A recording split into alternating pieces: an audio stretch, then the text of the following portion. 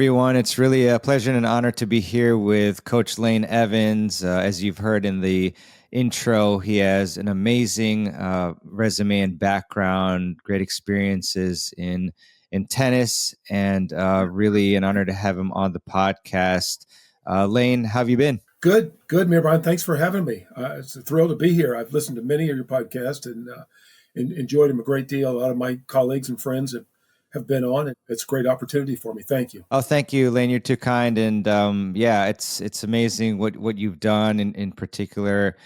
Being a master RSPA professional, I looked up the list and it was not very big. I mean, with all the coaches out there. So that's really amazing. Actually, I want to ask you, you are a great learner. I think something in your LinkedIn page, I think you said like a learning freak or something like that. So I was wondering, how are you able to just learn so much about the game? What is it? Because I think a lot of us, we want to learn more, but maybe things stop us. But you have here just so many things in your toolkit. So how are you able to make so many advancements in your career and learnings? Well, it's a great question. I get asked that a lot because at my, we'll just call it an advanced age, a lot of people are kind of wonder why I keep pursuing it the way that I do. And I've gotten, as I told you earlier, I've gotten hooked on your podcast and several others, and they're great resources for, continuing education. I learn a whole host of things from you guys and the guests that you have on. Ironically, as a student, growing up, I was a terrible student. I was not focused. I was not driven. I never applied myself until I got a little bit older. And I guess it just like a lightning bolt, it hit me that of how much information there was out there about tennis and about management and business and all the other things that I enjoy. So I just sort of gravitated toward it, and I have not stopped.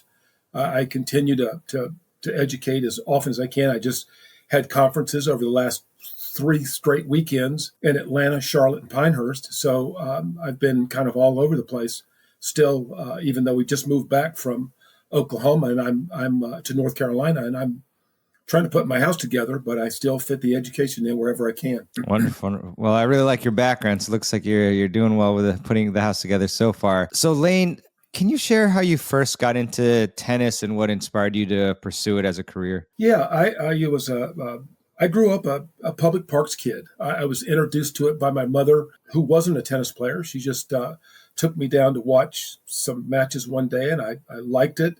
And I was about 8 or 9, maybe 7 or 8 years old. And I picked it up, just got an old racket from somewhere and started hitting balls against the side of the house and haven't looked back since then. And ironically, the courts that I grew up on are less than a mile from here. So we actually moved back to the area where I grew up originally as when I was really young in elementary school, and kind of starting the process all over again, kind of giving back to some of the people I'd be giving back to now would be people my own age with grandkids. So they're going to benefit from my career a little bit. 100%. Lane, what is it about tennis in particular that you really love and enjoy? I love the competition. I love the constant learning that it provides. I was at a Hall of Fame dinner not too long ago. My wife and I were sitting at one of the tables, and I looked around the room, and there were probably 100 tables, and I bet you that I could go to every one of those tables and connect a dot somewhere of somebody I either knew or taught, or a parent of somebody I taught. So the circle of friends, and I know you've had many of my colleagues on your podcast, have been friends of mine for 20, 25 years. So, I've gone through, I know you had Mark Kovacs on, and I know you had Dean Hollingworth on, and those are 2 very, very good friends of mine. And I very much appreciate their education and their skill sets on what they provide to me, because I use their work all the time. Yeah. That's great. Love those guys that you mentioned there. So yeah, it's one of, I'm sure they're going to be excited to see you on the podcast, and they're going to listen very attentively to what you have to say. So good. That'll be fun. I'll give them a text about it. So yeah, 100%. So Lane, I mean, you've had a unique journey transitioning from, tennis professional, the general manager, and so forth, many different areas. So what led you to make those shifts, and what do your days look like now as well? That's a big question. That's a great question, but a big question. Transferring from being a tennis director to being a general manager is not as hard as you would think, as long as you're engaged in your club. If you are not engaged in your club, in other words, you come in, teach a few lessons, and you go home, you're not going to be a good candidate for that. I always had a interest in how my club worked. I was interested in the finances of the club. I was interested in how you hire and fire employees. And so I kind of gravitated to that part, and a couple of opportunities came up where the clubs were in a jam. They got a manager would leave, or they got rid of a manager, and I was sort of there, and I thought, well, maybe I could do this.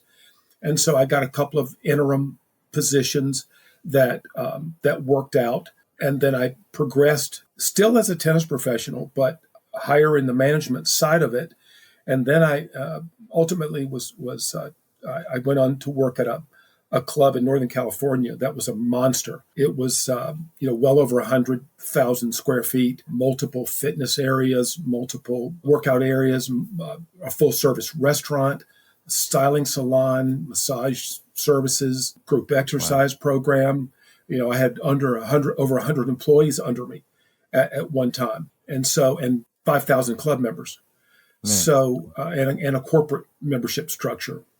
And I work for a billionaire, which I'm in the process of writing a book, and he happened to own this club. And it's an interesting dynamic when you work for someone who couldn't tell you what a gallon of gas cost, or a dozen eggs cost, or a movie ticket. But yeah, it's very difficult. And again, you have to be engaged in it.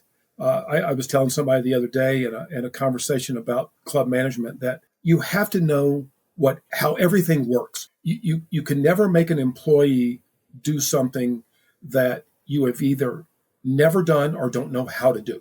And so, yeah, I've cleaned toilets, I've unstopped drains, and again, it's a chapter, but I actually did a lunch service as a chef in my restaurant once. As a club manager, which was kind of fun, actually. But yeah, it's a big change, a lot of responsibility. You're managing a lot of moving parts, a lot of employees, a lot of members, a lot of situations, and I've done presentations around the country on this one topic. It's a long day. My days start very early in the morning. I work out early in the morning, then go and do my thing, and then I teach early in the morning. I teach late at night, so it's a long day. Yeah, definitely, Lane. Hope they like the food when you were the chef. But yeah. You said something very interesting and powerful, because they say similar thing for if you have a business, at least small business, whatever. Like, for example, for me as content creator, they say you should learn how to video edit. You should learn how to edit the audio and publish on social media before you delegate it. But I was wondering, from your perspective, why is it that you feel that, you'd mentioned that somebody who's running the club should not tell someone how to do something that they haven't done themselves? Well, I think your familiarity, your expertise in whatever it is you're doing is your real power. You use that in a number of forms. You use it to motivate employees. You use it to solve problems. I think in my information that I'd sent you previously, there's a one line item on there that says Stratton, Moore, and Painter. And you're not going to know what that means. It has no meaning to you. But I've actually ventured outside of tennis a few times in my career, and I'm actually doing that now. I about almost 10 years ago now, when I was transitioning out of a club, and I was kind of in the middle of what I wanted to do next, and I had an offer from now my business partner to go and manage a company outside of tennis. And in my again, I keep referring back to this book I'm almost done with. It states about how to learn how to do something you don't know how to do. You've never done in your entire life. And this business, actually, we reconstruct motor vehicle crashes. We are accident reconstructionists. And so you asked me about my days. I wake up early in the morning. I work out. I teach lessons early in the morning. And then I go to another job outside of tennis. And then I come back to tennis later in the day and weekends. This is a job that I work for attorneys. I work for large trucking companies. We do a lot of work for UPS, FedEx type companies. Anybody that has fleets, big trucking companies.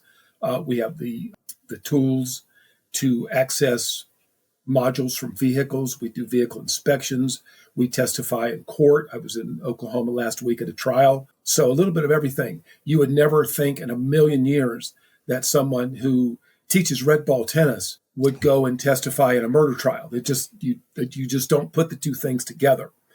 And so it's been an interesting ride. And again, I'm coming up on somewhere between 9 and 10 years at this now. I had to go through a lot of education, a lot of training, a lot of hands-on training, but it's an area of work that I don't talk about much. I rarely talk about it. It's not the kind of conversation you're going to have at a cocktail party. Trust me, because there's a lot of obviously there's a lot of bad in this. There's good, but there's also a lot of bad. So I don't talk about it a lot, but it has been from a standpoint of yours and I conversation here, an interesting transition from one profession to the other. And they say, in fact, I had a friend a long, long time ago that said everybody needs more than one career. And I wouldn't look at my accident reconstruction as another career. I would look more as fitness from tennis and club management as my other career. And this just happens to be another career that I kind of stuck on the end of this train as sort of a caboose type career.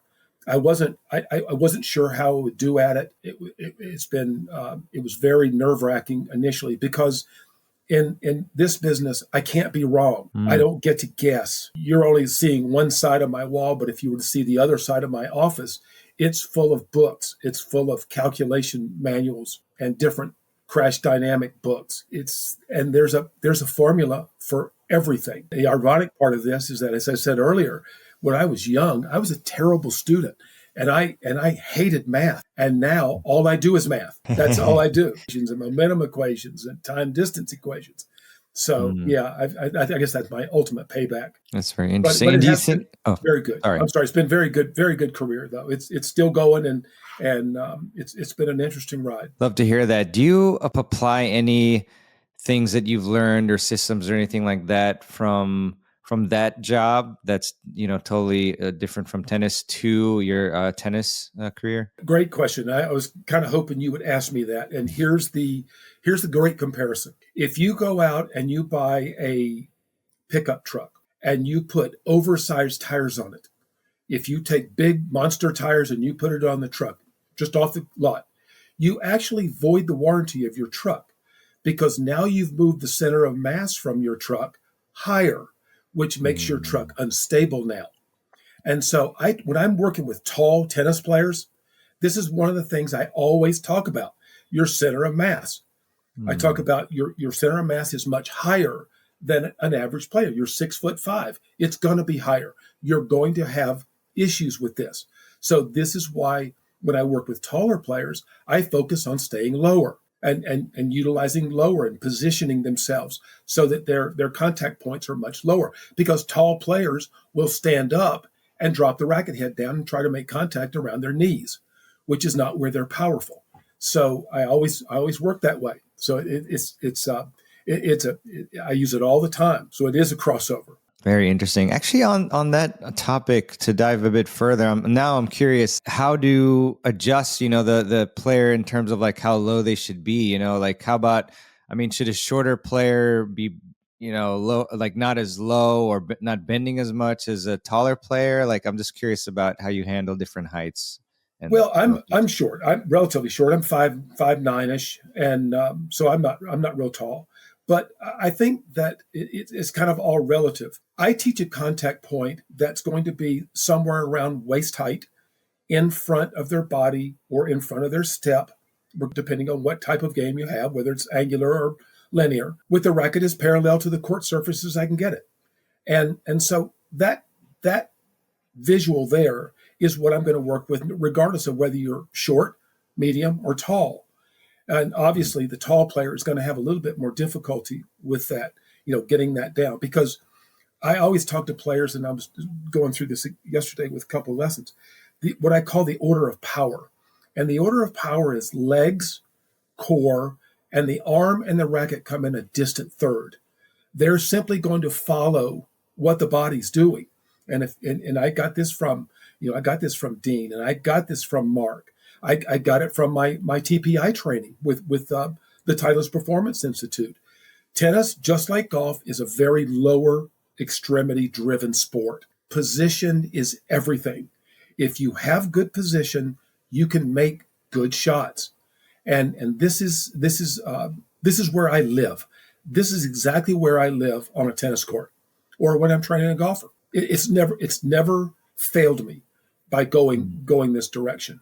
So to answer your question, it's a relative to what the player, whether he's tall or short, but the contact points are always going to be the same. They're always going to be located in the same place, regardless if he's 5'5" or 6'5". Does that make sense?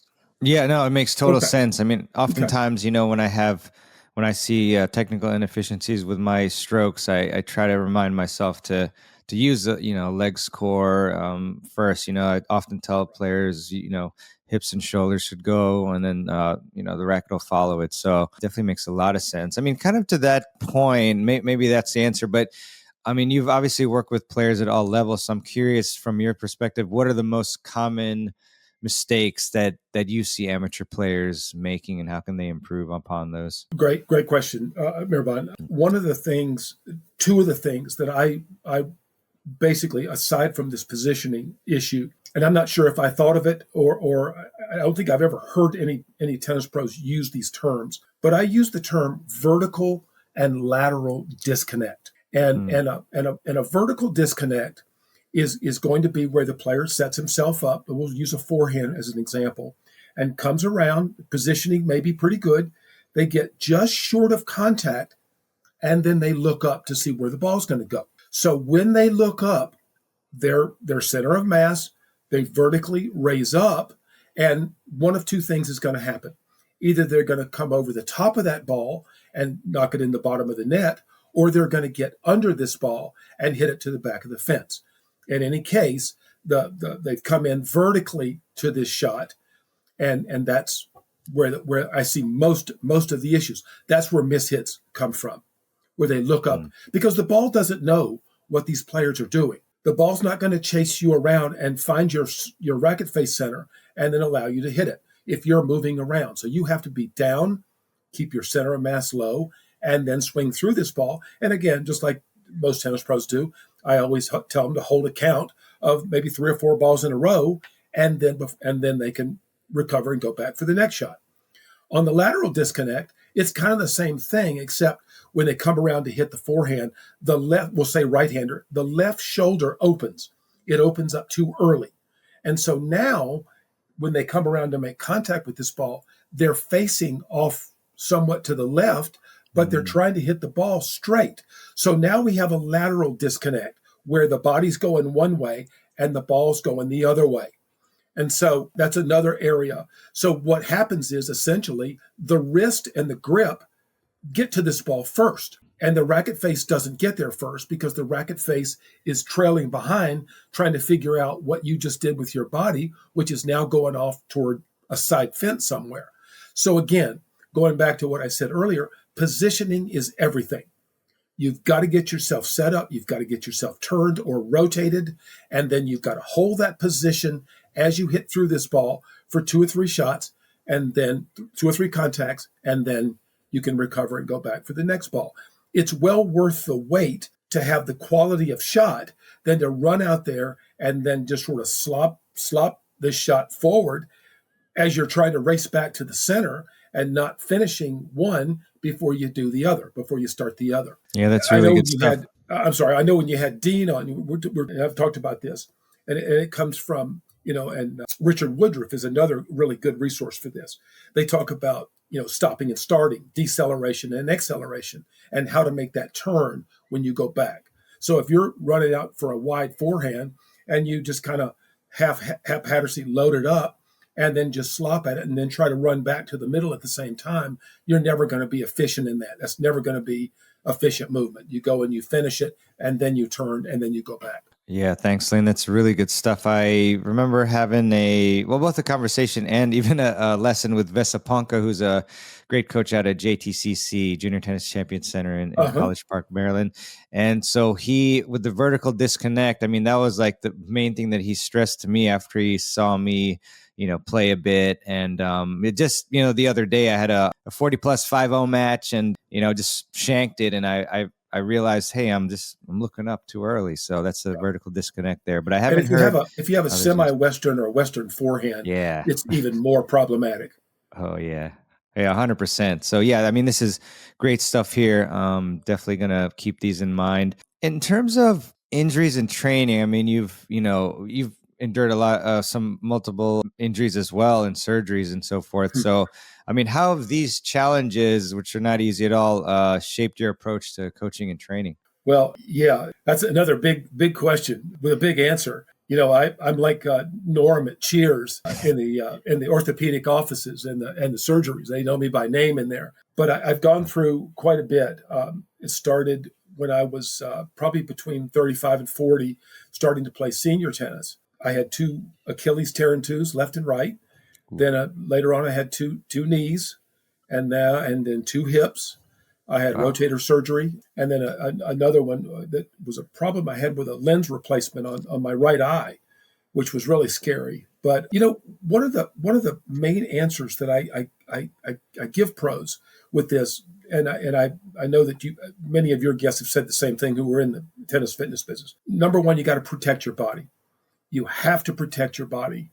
If you're carrying around extra weight, you got to get rid of it because it's too much strain on your joints. You have to learn to move efficiently. And I think if there was a byproduct to the injuries that I incurred, especially my Achilles injuries and my hip injuries, it taught me to be even more efficient with what I was doing on the court. And I'll give you a sort of a Reader's Digest version of this. When I had my Achilles surgeries, I easily lost a full step, if not a step and a half. Mm-hmm. So now I had to become more efficient in my movement and my stroke production. So I had to make better shots. I had to cut it close, baseline, side to side lines. And then I had to anticipate better. So I was almost trying to predict my own future. I'd set up a point and I'd go here and knowing that the hamster would start running around in my head and go, okay, I think this ball's coming back here, so I'm going to go ahead and start setting up for it. And then so kind of working my patterns ahead of time so that I wouldn't be always trying to do everything on the fly. And it actually works pretty good. With all the injuries I've had, I'm nowhere near the player that I was. But even in this time, I was playing in California and playing a lot of tournaments through these Achilles surgeries and at least one of the hips. I was a 3-time Northern California Player of the Year in the seniors. So I not only played a lot of matches, I won a lot of matches and won some tournaments. So I know that it worked, but you also you have to really manage this closely. You have to practice. You have to train. You have to keep weight off. You have to concentrate when you're playing matches. If you don't, it'll fail you. And I've kind of carried that forward even with the additional injuries, subsequent injuries or surgeries that I've had since then in the way I train my players. I tell them, try to set them up kind of the same way, even though they don't have the injuries. I want you to set your points up as if you know what's going to happen. I want your mind thinking this out all the time. Anticipate better, move more efficiently. And that's one of the areas I spend with a lot of my high school players is how to move around the court and stroke produce in an efficient manner. So great stuff, Lane. So in terms of movement efficiency, I mean, did that stem and all come down to the anticipation aspect? Was it you being tighter to the baseline? How in particular did you become more efficient in your movement? Well, I think that the lack of mobility is one of them. So I know Mm. that it's kind of like moving around the court with a bucket of water in your hand, like Bobby Riggs used to do. I mean, you've got sort of an anchor tied around your leg. So you've got to figure out where your percentages are. You have to play percentages, and then then you have to kind of understand the percentages that may come back to you, and work that way. There's no real mind altering methodology to this. It's just that you have to be fit, and you have to really understand the patterns of this game in order to do that. And that's where I kind of spent some time in my play and my practice, working on that. And again, if you know, I keep bringing up the fact that I about carrying around extra weight. I lost over 70 pounds. So when I say drop a few pounds, that's okay. But 70 pounds, I was at one point 235, somewhere in there, that range. And so that made a huge difference, taking the Mm. weight off my joints. My footwork got better, my speed got better, my efficiency got better, stopping and starting. Shortest distance between 2 points is a straight line. And so, that's how I kind of the mindset that I had, and it didn't fail me. And it's still, my mobility now, I still play a little bit now, and I can hold my own, at 4.5, 5.0 senior level, and and I'm still teaching on hard courts. So I don't mind hard courts anymore. So Yeah, that's wonderful. I've got a couple friends who don't want to play on a hard court because they've had, similar injuries you've had. So that's great to hear. In terms of the losing excess weight, sometimes I hear that individuals, they lose the weight, but then they also lose the strength as well. So what are, some tips there to yeah, keep good and even point. improve the strength? Yeah. Yeah, excellent. Yes, I know I've heard other fitness people say this. Walking is probably the most underrated Mm. activity in the world. I walk 2 or 3 times a day, and then I supplement that with time in the gym. And Mm. I do both upper and lower. I don't do a lot of cardio in the gym, although I do cycle. I do a lot of road cycling, when the weather's good. So walking, road cycling, and then a fairly consistent and diligent weight training program. I don't go in and lift a lot of heavy weight, and I rarely am on a treadmill unless I absolutely have to be. But I'm rarely on a treadmill, and my cardio is pretty good. So I'm relatively fit.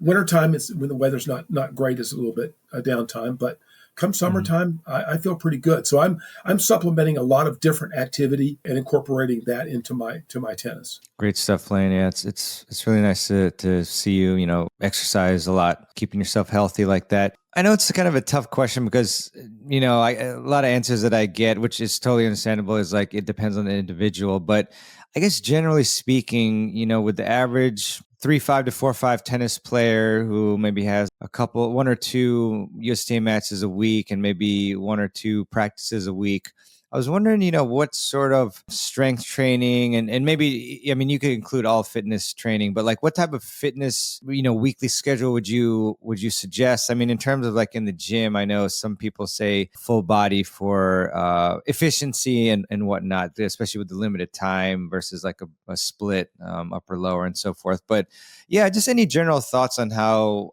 amateur tennis players, club players should structure their weekly training outside of the tennis on the court. Well, the tennis is taking care of a lot of the cardio, because it sounds like if they're playing twice a week and then doing maybe Mhm. drills twice a week, that's plenty of tennis. I tend to gravitate more toward flexibility, range of motion, balance, overall fitness. Strength training is really a supplement to those Mm. those items. I would spend time in the gym utilizing, say, a cable crossover with some light weight on it, doing some rotational exercises. Band work is another good source that they don't even have to go in the gym for that. Light dumbbell work where they're maybe going through their serve motion might be another good one. TRX is another great Mm. great source of strength training, utilizing your own body weight, finding your own leverage points, which is a great way. I use that quite a bit with my tennis players and my golfers, for Mm. that matter. So going in the weight and doing heavy heavy lifting is not really something that I endorse. Again, if you go back to the order of power that I use, being legs, core, and the arms and racket come in a distant third, I'm going to gravitate more toward leg work. I'm going to be doing some weighted step ups, maybe a little bit of leg press, things of that nature. Lateral movement with bands to get that kind of training in. And then med ball rotations, again, cable crossover rotations. If you've got a partner, training for power, we do that with both TPI and with tennis training is med ball, throws, push chest pass throws and work that way. Rotational throws with a partner is another good way to do that. Agility movement, if you've got, and again, I know they're all over the board. Coaches love to bring out cones and ladders and all that. And I'm with Dean on this one. I don't use ladders much at all, other than to do a little mental training. That's about all I use it for, because you don't move on a tennis court that way. So again, we want to go back to the court. We want to train as we play, basically, and utilize different methodologies to create different movements that mimic tennis play. And that's going to be in the form of rotational and leg power and, range of motion. Yeah, that's where I'm going to live most of the time in the gym. Nice. Yeah, it's really amazing how effective of, workout and progress you can have even without weights. My friend Byron was showing me an RDL off the wall with no weights, and it was just unbelievably difficult, Yeah. And worked on your balance as well as strength. So really good. Plyometrics is another area that is good. And we talked about step ups, but you've got step downs and again, plyometric med ball work is one. Hops, skips, those kind of things are going to be good for you as far as tennis. Yeah, awesome. And then in terms of flexibility training, and I guess mobility is very closely related with that. Is that something that we should be doing for, a few minutes every day, or can we get away with doing it a few times a week? I know a lot of people, that's the last thing on their priority list, unfortunately, players, and they don't really do it much. So I'm wondering, what is maybe the MVP, the minimum viable product where, you can do this and still get some progress on your flexibility? Yeah. Again, good question. It's, stretching cannot be emphasized enough. I think that had I been a better stretcher earlier in my career, I would have not gone through a lot of the surgeries and injuries that I had done. I'm the world's worst at this, and I've incorporated in my lessons and my practices. I buy from TheraBand. I buy the big long rolls of band and just cut them off. And so all the players have to do this part. They have to use their band. They have to stretch. They have to warm up. Using bands. It should be done as often as you can. Stretching's not going to hurt you. What's going to hurt you is if you don't do it. So yeah, and you should stretch everything. I see, one of the things we talk about on the golf side is that, you go out to the golf course and you see these guys hanging onto the edge of the golf cart, the frame of the golf cart, and kind of just pulling their arm across. And I just laugh at that because, their arms are just like rubber bands. They're going to go right back in position when you leave the golf cart. So they really need to be a little bit more dynamic in the way that they do that. And that's where the bands come in. So we've got multiple movements and quick movements with the bands and the stretches. That's a big help. It's no different than we do in tennis. We've got a ways to use the band to stretch in golf, swing in golf the way we do in tennis. So we're gonna basically train the way that we play, and that's the way I've always approached it, and it's really never failed me. Cool, Lane.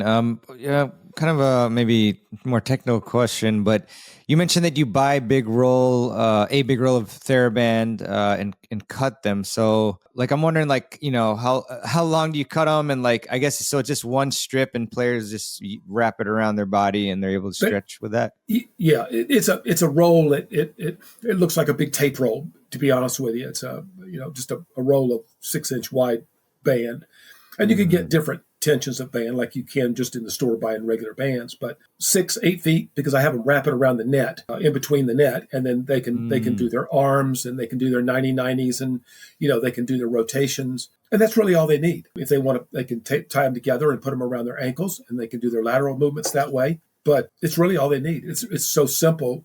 It's amazing that not more people do it. But that's the way I have them do it. And in terms of the level of resistance, I mean, obviously, I know there's different levels, but for 3.5 to 4.0 players, 40 plus is like the most of the viewers here or listeners is what level or color of TheraBand would you recommend that they start out with if they don't really stretch much?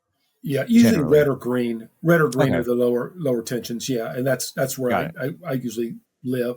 I've got some blue ones and purple. And they go purple, blue, and black, and they go all over the rainbow with this stuff. But for the purposes of a recreational player, you want to stay light. And the other part of that question is, they have to set up when they're on their own doing this. They have to set up their own leverage points. I mean, they have to find out if they get too far away or or they can't move their arms at all. That's not going to really help them. I need them to get in closer where they can get full range of motion and get back. For example, on a 90, I would like them to get behind their ears. Just get back behind their ears. If they can just get to maybe still in front, they can see their hand. Then the leverage point is not good enough. And so they just need to make the adjustment. Again, it's a little bit like the TRX setup where you create your own leverage points and go that way. It's very simple to do, and you can hook it to a door handle or a net post or whatever you want. So yeah, very simple, and there's really no reason why they shouldn't do it. Yeah, wonderful. I hope that a lot of the listeners and viewers will be getting TheraBand or similar to really improve their Yeah, flexibility, mobility. Yeah, most of those are available in the big box stores. I don't know that you Amazon. can buy the flat bands. You may be able to find them. Yeah, I just mentioned TheraBand. I'm sure there's Power Systems is another company I buy stuff from. They have great products too, on court, off court. They may even have some. So those guys, those guys have products as well. So go on the internet, do a search, and you can find them, I'm sure. Yeah, for sure. I'll include some links for those of y'all who are curious. And so I guess a lot of great fitness advice among other things. Just curious if maybe you can highlight a couple of the biggest mistakes that players make related to tennis fitness training. Overtraining is probably the number one thing. They go in the weight room, as we discussed a little bit earlier. They go in the weight room and they start lifting heavy weight to the point where they can't move. And then they go out and try to play tennis, which is not going to work. That's the number one. See, it's you have it'd be like going out and swimming a mile, and then go and play in your USTA league match. That's not gonna work out very well for you. So overtraining is usually what I see in the weight room. And then you can overtrain outside the weight room. I mean, to see tennis players on out running 5-6 miles, triathlons and that kind of thing, that's not going to help a tennis player. It'll make you fit, but it's not really going to help you as far as your tennis. Tennis is a sport I truly believe that has to be trained specifically. It's a lot like golf fitness. It has to be trained for that sport. If you're training, I'm a certified trainer as well, so fitness trainer. So if I'm training a basketball player, I'm not going to train that basketball player the same way I would train a tennis player. I'm not going to train a football player the way that I would train a tennis player. So they're all very specific in how they train based on what the activity is. And so that's again, that's those two sports, golf and tennis, are where I've spent most of my career training. So when I see issues, I've got players that come to me and say, well, I was in the weight room today for an hour and 45 minutes lifting weights. I said, well, first of all, you were probably there 45 minutes longer than you should have been there. And I'd really like to see what you were lifting, because probably half of it wasn't applicable to our sport. Yeah, definitely got to be tennis specific in your training. Yeah, definitely. So in terms of your coaching philosophy, Lane, obviously it's spanned very, quite a while here. So how has it changed over the years, your coaching philosophy? Well, I think like most of the lifelong tennis professionals or lifelong tennis players you've had on your podcast, it does circle around. When you start off and you're young and you're bulletproof and you can teach players you think you can everything, and you can teach players everything, they make them great, and that's the end of it. But as you get more and more experience with this and you learn more about your players and their limitations, then that experience really comes back to help you in that now you're able to modify your teaching processes and your deliveries, your cues, the way that you would say 10, 15 years ago, and you actually become more sympathetic and empathetic, and you become more mindful of what they can and can't do. But in all honesty, from a philosophical standpoint, I tell people all the time, if you have decent athletic skills, they don't have to be great. And if I toss you a ball and you can catch it, if you have decent mobility, in other words, you're not really a sedentary type person, you don't sit in a chair all day long, if you're relatively athletic, I can turn you into a tennis player. That's not hard. It's going to take some work, but it can be done. I tell people all the time that come to my clinics, well, I've never played before, or I played when I was younger, but I had kids and I went to school and I stopped playing for 20 years. Perfect. You've already done it. You've already done it. So this is not going to be new news to you. I don't want to oversimplify it, but it's kind of like riding a bicycle. Once you learn how to ride a bicycle, then you kind of know how to do it for the rest of your life. I be honest with you, when I retook up cycling, I had ridden a bicycle a long time, and so I had to kind of reteach myself this whole process of how to cycle and cycle correctly. But I did do it, and it wasn't as hard as I thought it would be. We have our other sports, and I don't know if you're going to go there or not, but the new sports that are coming along: pickleball, padel, platform. These are all exponents of our game. And so that's another way that people can get involved in a racket sport, and it translates to tennis, or tennis translates to it. So it's not as hard as people think it is. Yeah, definitely. Lane, so you did mention those other sports, and I do want to talk about them a little bit. Okay. It's a natural for many tennis players to have a bit of an ego about the other sports, and I have to admit that I have also had the same and kind of have to battle it internally. And I do see a lot of folks, I go practice my serve sometimes indoors at a club nearby here, Tennisplex, and I sometimes I book the courts where there's, two tennis courts on one side, and then there's like, I don't know, 8 or so pickleball courts. I'm just hearing the thwack constantly, but there's a lot of good people in that too. So I was wondering, with pickleball, padel, etc., they're obviously booming in popularity, like you mentioned. So how do you see these sports impacting the future of tennis? Good question. They're not going anywhere. I'm a tennis purist. I always have been. I'm certified to teach pickleball. I do very little of it, just simply because I don't have the time. It looks very enjoyable. I've played a lot of times, and I enjoyed my time playing pickleball. So yeah, the clubs, the city facilities, who are going to be up against this noise and taking tennis courts away, I hope that they don't continue to take more tennis courts away. I have a feeling that that's not going to be the case. But pickleball is a sport that can be played in a smaller area. And so obviously, from a land standpoint, smaller areas are better than bigger areas. Yeah. So I think there's going to be a happy medium. Again, pickleball is not going to go away. Where I really feel that, and we here in the South, we don't have a lot of platform tennis. Up north is where you'll find a lot more platform tennis. We do have it down here, and it's fun, but it's primarily a wintertime game here. And so we don't really have it during the summer months. Paddle, however you want to say it, to me is the next comer. I honestly believe padel has got legs. I was in Italy the last 2 summers for the Italian Open, and we would walk from our hotel over to the tennis complex for Otalico. And on that trip, I must have passed 5 or 6 padel clubs where they have nothing but padel. And they had a padel court on the grounds of the Open, a demo court there. And of course, the federation, the Italian Federation, has the word padel in their name. So it's a comer. I think that the manufacturers, and I've heard a couple of manufacturers on different podcasts, have talked about coming up with more portable courts that will be making their way to the United States. I've been bugging the guy down at the RSPA to bring padel certifications closer to us, because the only ones right now, there's one in Texas, there's one in Florida, and there's maybe one in California, but that's not close to me. Because we have a padel club in Nashville, Tennessee, a brand new one that opened up there. And they have multiple courts, and it's a beautiful facility. Charlotte, here in North Carolina, has courts. I believe Raleigh has a court or two. And so it's making its way here, but I think the clubs will start putting them in once they figure out a little bit less expensive way to install them, because they don't take as much room. If you've been to the National Tennis Center, which I have many times down in Orlando, they've got padel courts in the back, kind of near the clay courts, I believe.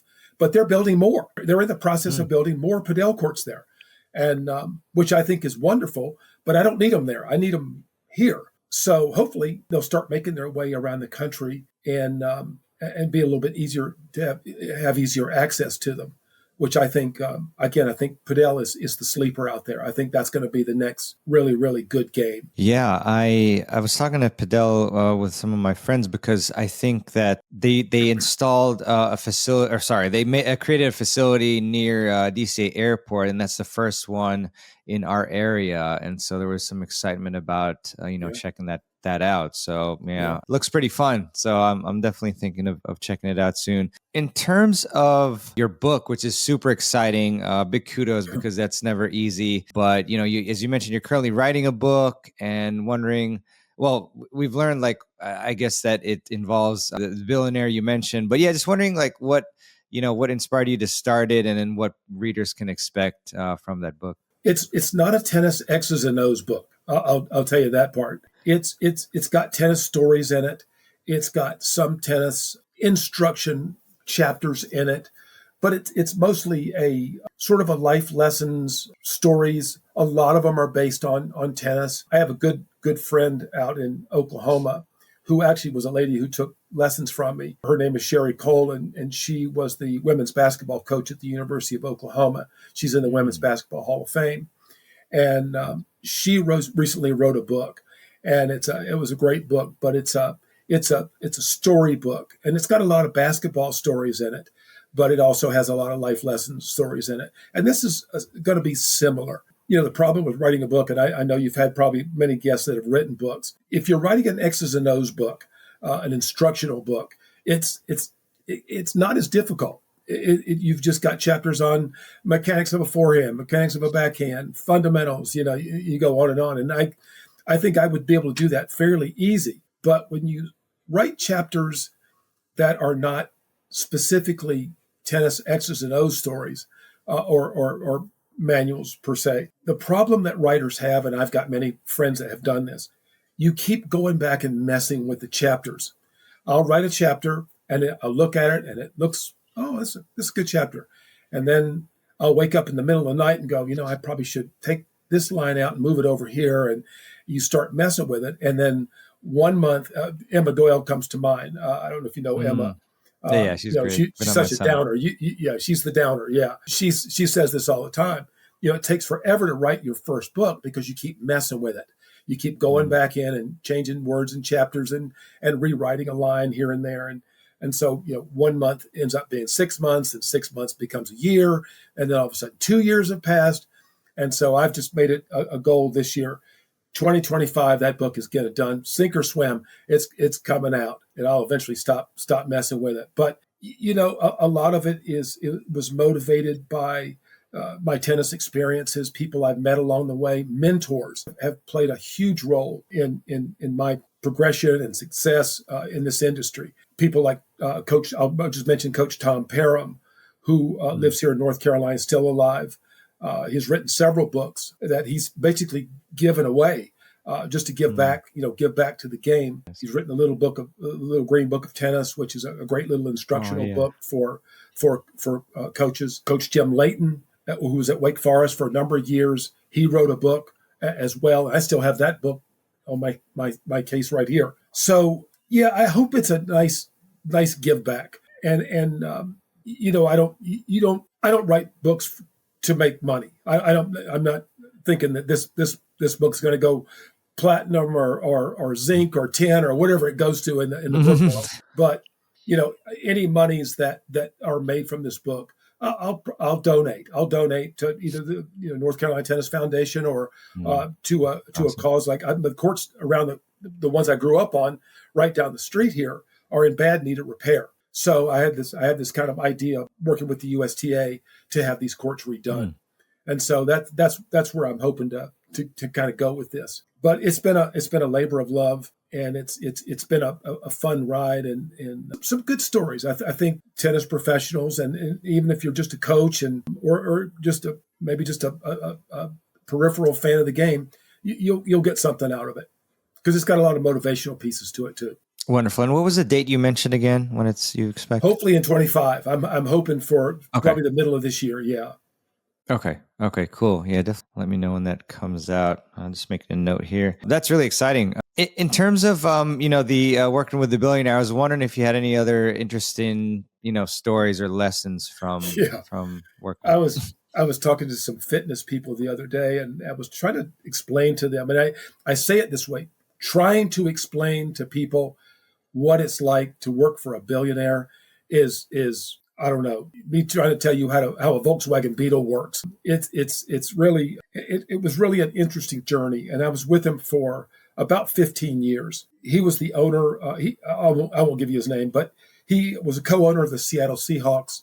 He co-owned the Oakland Athletics during Moneyball days. He was a very, very big baseball fan. He loved baseball, and he had the big elaborate suites at the Oakland Coliseum. But he always sat behind home plate. He always liked to sit down behind home plate with the regular people, and Nice. But he hated the business of baseball. He hated going. He had a Monday morning meeting, which, by the way, from Concord, California, where I was managing his club, which was right across the street from his office, to the Oakland Coliseum, is about an hour and 10 minutes if you go at 3:30 or 4 o'clock in the morning, because you have to go through the Berkeley Tunnel. If you go during the hours where people are awake, it could take you as much as 2.5, 3 hours to go that 17 miles or 18 miles or ever how far it is. It's not very far. He used to fly. He would fly the helicopter from Concord to the Coliseum. So to avoid all that. So that's how billionaires get to the ballpark. They don't drive like you and I do. They fly. But he had a helicopter. He had a jet. He had a yacht that he could land the helicopter on. He had homes all over the world. But the two things that I took away from my time with him was some of it I definitely would never be like. So there was a side of him that was mean and nasty and discriminating and borderline hateful.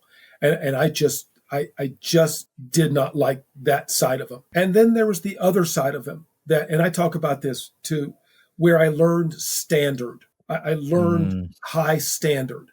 And so when you've got a guy like that looking over your shoulder all day long for 15 years, you learn standard. I was explaining to these fitness guys the other day that every year for 2 weeks in the month of August, we would close our club down, shut it completely down for 2 weeks. And in that 2 weeks, we would bring all the employees in and we would completely dismantle it. We called it a close down. All the capital expenditures were done during that 2 weeks. Carpets were cleaned, floors were sanded, painting was done, tile work. Every piece of restaurant equipment was broken apart and cleaned. Every piece of fitness equipment was taken apart and cleaned or replaced. The massage therapists, they had their jobs to do. The salon people had their jobs to do. Every square inch, the tennis courts were resurfaced. Air conditioners were serviced, everything. That project ran somewhere on the maybe $750,000 range to well over $1 million in that 2 week span. And the members were forced to accept that. They still had to pay dues. That wasn't part of the deal where they get out of it for 2 weeks. But when they came back in 2 weeks, they had a virtually brand new club. I mean, it looked and smelled and worked like it was brand spanking new. And that was one of the things that I took away from this. And when you hear billionaires talk, they don't look at money the way that you and I look at money. One of the things he used to always say to me when I would take these budgets to him for these big remodels was say, "We don't care what it cost.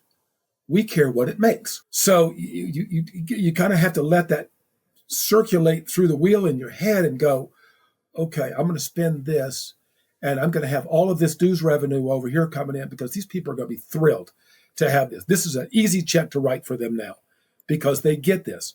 So in our mind, my mind, that was money well spent. That was customer service 101. And one of the things I talk about, again, I want to get off track here, was about customer service. And we go into restaurants, and I'm just saying we in general, you and I and everybody else, we go into places and we get nickel and dimed. Can I have another container of salsa? Can I have another little small thing of marinara? And when you get your bill, you see they put 40 cents on it. They put 70 cents on it, for that little container. The restaurant doesn't make its money on salsa. The restaurant makes its money on me coming back week after week after week to eat in their restaurant. So when they do stuff like this to me is almost a death sentence. I'll walk away from a place for 70 cents. I'll just walk away and not come back. And they learn a real hard lesson from that, because a restaurant that I would spend $4,000 or $5,000 a year in now gets zero over 70 cents. And so it's a and again, that's another standard that I learned in my management career that I hope people will hear and kind of digest. Clubs make money on dues revenue. They don't make money on racket stringing. They don't make money on shoe sales. They just don't. They make their money on dues revenue. That's the number one money producer in a club. You have to keep your customers happy. And I'll take it one step further. I was at an URSA convention way back early in my club career. And Lou Holtz was the keynote speaker at this event. And Cool. And he had spoken the day before, and I went to it and I was just thrilled with it. And I haven't forgotten it since. I mean, we're talking about back in the early, maybe middle, late 80s. The next morning, I was at breakfast early in the morning, and he came in, and he ended up sitting down with me. And we talked a little bit about what he had talked about.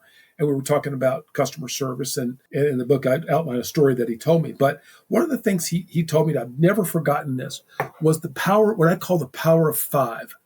And the power of five is one dissatisfied customer or happy customer will tell five. 5 will tell 15, 15 will tell 50, 50 will tell 500, and 500 people will tell 5,000 people about the good or bad experience they had in your business. And if you let that kind of percolate for a little while, you go, oh my goodness. I mean, that's massive. The number of people that could potentially find out about how good or bad you are based on that one little experience. And so I never forgot that. And so I think that coupled with working for the billionaire is really where I got my level of standard from, my sense of right and wrong in a lot of cases, and my standards from. And I've never compromised that. And when I talk to young tennis professionals today, I said, you know what? Draw your line in the sand. Draw your standards line in the sand and don't compromise it. You control it from there. If you have high standards, people will gravitate toward you. If you don't, then you're going to lose business. It's just as simple as that. That's never failed me. Yeah, high standards. Just even thinking about that is very motivating, to set them and just keep them there. Definitely going to help you accelerate your career and your tennis game. So love hearing that, Lane. If you could go back and give your younger self some advice, what would you tell it? Oh, goodness. Probably, I've heard a lot of your guests and other guests say, I don't know everything. That's probably the first thing they always say. I didn't know everything like I thought I did. And that's certainly the case. I would have paid closer attention to finances. I would have made myself understand finances a little bit better. And luckily I was able to finish up, as I come down the backside of my career, finish up pretty well. But that's one area that I always highly recommend to young tennis professionals to make sure they understand their finances and plan ahead accordingly. Again, standards. Set your standards early. Your mentors, if you don't have mentors, get them because they're going to help you set those standards. And like I said, I still have a few of my mentors still around. And to this day, I still call them. I still talk to them. That's worth its weight in gold. So yeah, mentors are very important. And then just stay the course. I think continuing to educate and stay the course and get involved. I've heard a lot of podcasts lately, a lot of seminars that I've gone to that have talked about the new rebranding of the RSPA and where the organizations are in our time now. And change is inevitable. It's going to happen. And so I think embracing change, although I'll be honest with you, I was one of those. Pickleball. What is pickleball? You got to be kidding me. I don't have time for this. I'm busy enough with my tennis. But change is inevitable. The racket sports, I heard somebody say the other day, but I feel like the racket sports are being forced on me. And to a degree, I agree with that. It really has, in a sense of where tennis was, it's kind of plopped down on top of us a little bit. And so it's going to take us a little time to adjust and truly understand where we are in all of these different racket spaces. But I think once it settles out, I think it'll be okay. I do agree that the organizations all need to be one, and I think that's what's probably coming down the pike sooner than later. Is that because all the other countries do it?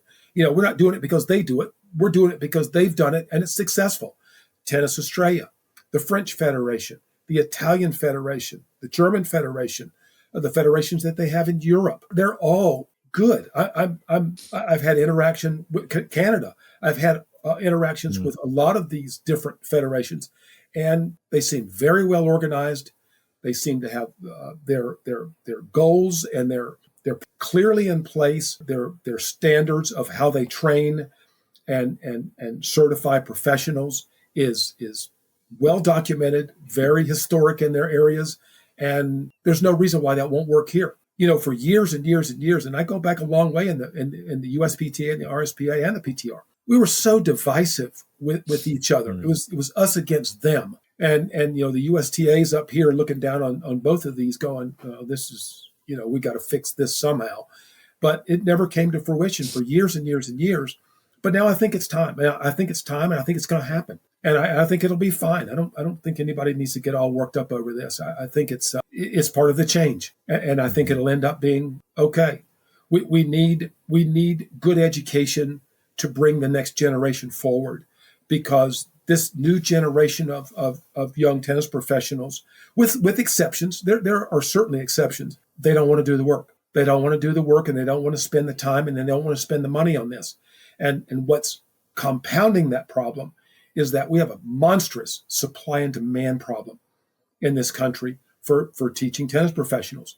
And the country clubs, racket clubs and country clubs, I won't pick on just country clubs, they got members to keep happy. Remember what I said earlier, dues are what fuel our system, not breakfast sales and not golf ball sales. So having certified professionals in these clubs has always been a main goal of both organizations, and it should remain that way. But we need the club managers, the CMAA, we need the club managers to buy into this. We need them to continue to push this. But again, I've been in situations where they're just putting live bodies out there, and here, they have no interest in certification. They have no interest in continuing education. They're making 60, 70, sometimes more dollars per hour. And that's better than working at McDonald's, or that's better than working at in a restaurant somewhere. So it's a quagmire, to say the least, of where it is now. But I think that if we all join forces, the USTA, the RSPA, the PTR, and the CMAA, I think there's a happy place at the end of this. But it's going to take a big team and a big effort. Yeah, exactly. You need I sound like I'm running for mayor, don't I? No, I think you're just giving out really good ideas for everybody. So I appreciate that, and the unity is going to be key there. Oh, Lane, sorry, are you there? I think I might have. Yeah, I'm here. Might have exited out. I think you froze up for a second. Lane, are you there now? Can you hear me? Yes.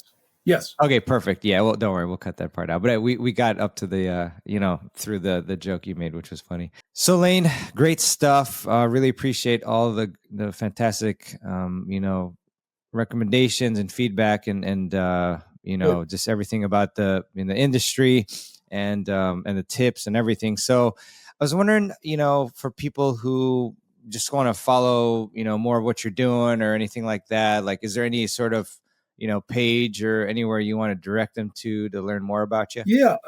Yeah, that great. Thank you for that. I'm on Sure. Facebook and Instagram under my name. You can find me Lane Evans Tennis. It's there. I've just launched a website.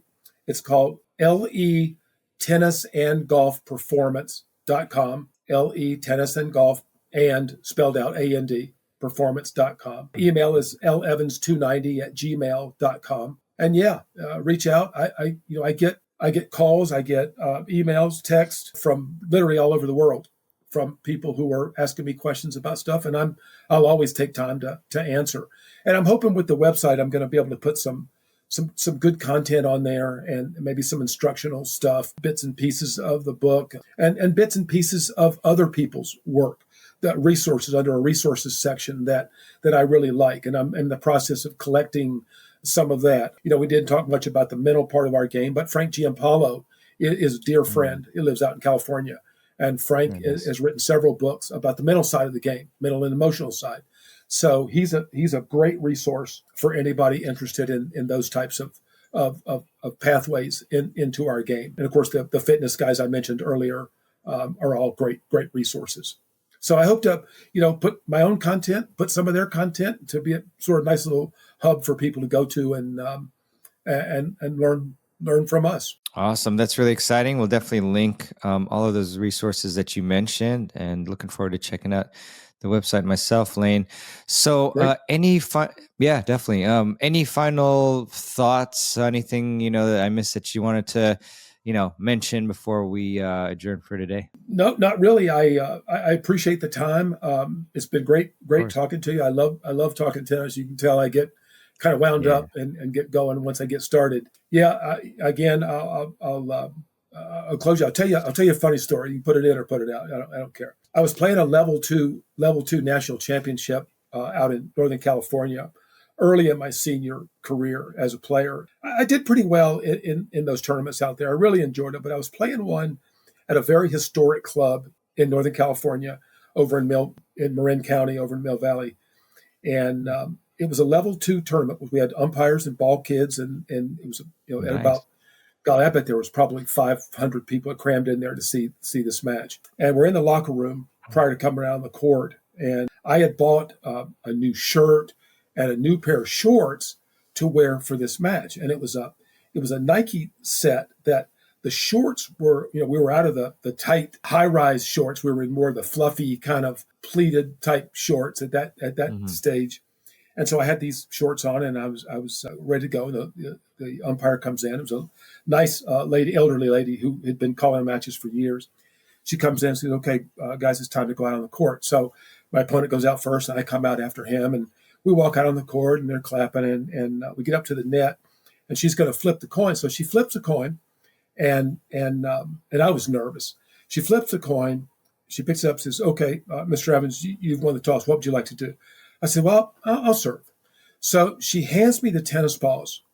And as I turn back to go back to the baseline to just finish warming up, I go to put the balls in my pocket, only to discover that I not only have my shorts on backwards, I have Uh-huh. them on inside out, Oh, which I have no idea how that. you're So that's nervous. in the category of "don't get too big for your britches," as my mom used to say. It's So hilarious. yeah, those are some examples of some of the little tidbits that'll be in the books, stuff like that.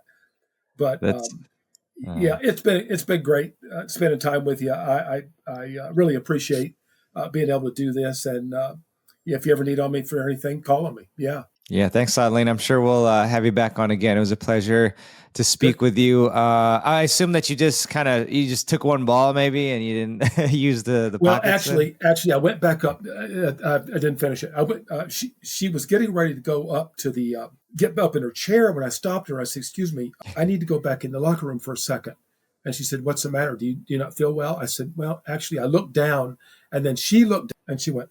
She kind of made a face and she goes, "Okay." So I'll be right. She said, "Hurry back." So I ran in there with her. I don't think anybody really noticed. They just know that I left for a Yeah, second and then I came back. yeah, Um, yeah. so yeah, so it all worked out pretty good. I don't think I won that. I know I didn't win that match, but it was a fun day anyway. Oh, brilliantly. That Lane, that's fantastic. So everybody check out ellietennissongolfperformance.com, and we'll have the other links in the show notes page. And I'll remember to go back and add your book link, or maybe we'll just do another Okay. podcast on it. So that'd be fun. So I'll yeah, let you Lane, know. thank you. I'll Lane. copy it when it comes out.